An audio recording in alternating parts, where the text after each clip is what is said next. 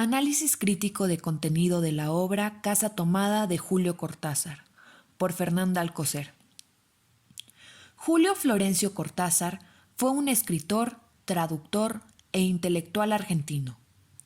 Es considerado uno de los autores más innovadores y originales de su tiempo.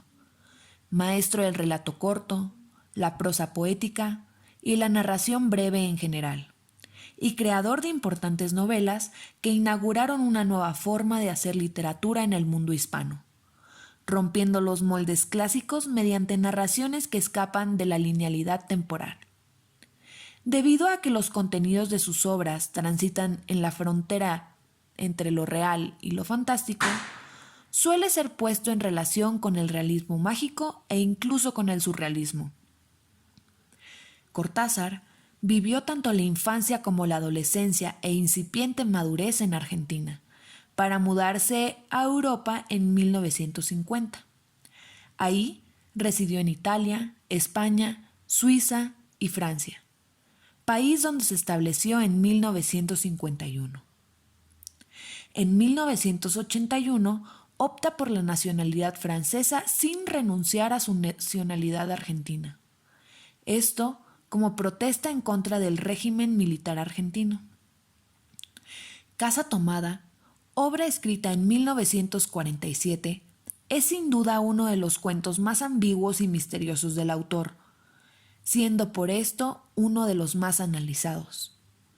La historia narra la vida cotidiana de Irene y su hermano, a la par en la que un ente comienza a tomar la casa en la que residen, desplazándolos poco a poco hasta que los echa del lugar, dejándolos fuera de su hogar, teniendo como pertenencias tan solo un reloj y las llaves de la morada, misma de las que se deshacen tirándolas por la alcantarilla. El cuento es narrado por el hermano en primera persona. En un inicio, el personaje principal explica la dinámica familiar entre él y su hermana, constatando que son las únicas dos personas que habitan en la gran casa familiar, la cual hospedó en vida a sus bisabuelos, abuelos, padres y posteriormente a ellos. Ambos personajes rondan los 40 años, y por azares del destino, ambos están solteros, pues Irene rechazó a 2 pretendientes y él perdió a su novia antes de que pudieran comprometerse. Irene es descrita como una mujer tranquila, serena y que no da problemas. Entre sus actividades están el quehacer del hogar, que comparte con su hermano, y el tejer como pasatiempo. Él, por el contrario, disfruta de la literatura francesa cuando sus tareas hogareñas han terminado.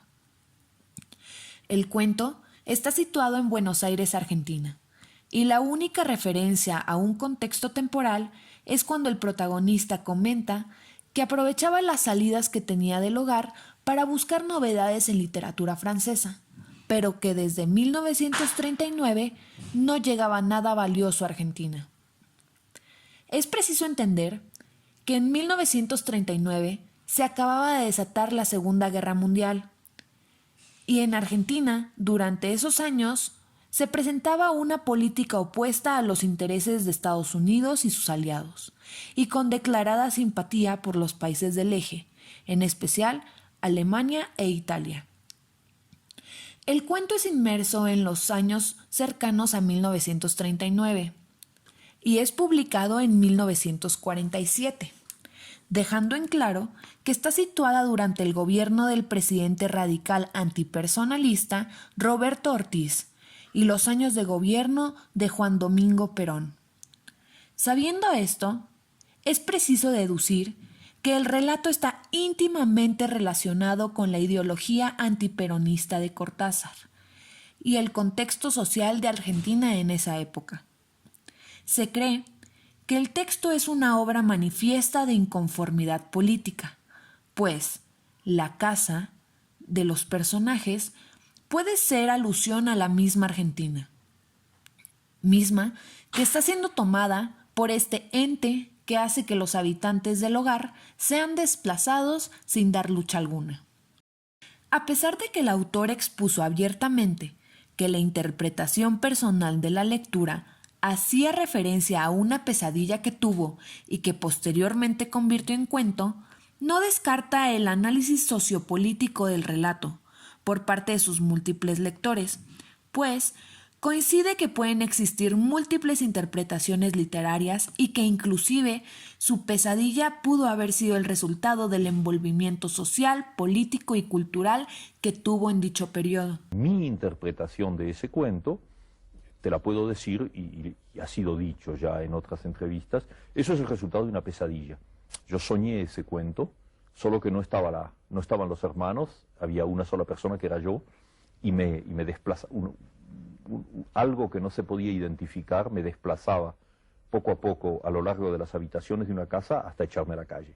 Es decir, que había esa sensación que tienes en las pesadillas, en que es el espanto total, sin que nada se defina, es simplemente el miedo en estado puro. Algo espantoso va a suceder un segundo después, y a veces por suerte te despiertas, casi siempre te despiertas antes de que eso se produzca. Bueno, en ese caso era lo mismo, había una cosa espantosa que avanzaba, indefinible, se traducía por ruidos, una sensación de amenaza que avanzaban así, entonces yo me iba creando barricadas. Retrocediendo y cerrando puertas. Exactamente, hasta que la última puerta era la de la calle. Y en ese momento me desperté, antes de salir a la calle, me desperté. Y me acuerdo muy bien que inmediatamente me fui a la máquina de escribir y escribí el cuento de una sentada. O sea, que esa es mi lectura del cuento. Ahora, esa interpretación de que quizá yo estaba traduciendo mi reacción como argentino frente a lo que sucedía en la política, no se puede excluir, porque es perfectamente posible que yo haya tenido esa sensación que en la pesadilla se tradujo de una manera fantástica, de una manera simbólica. Entonces a mí me parece válido como posible explicación. Personalmente, coincido con el análisis que toma La Casa Tomada como un relato de inconformidad política, que, a pesar de haber sido producto de un sueño, dicha pesadilla pudo haber sido un producto de un choque entre un estímulo exterior de medidas sociales y políticas y un estímulo interior de ideologías, aversión y rechazo gubernamental por parte del autor.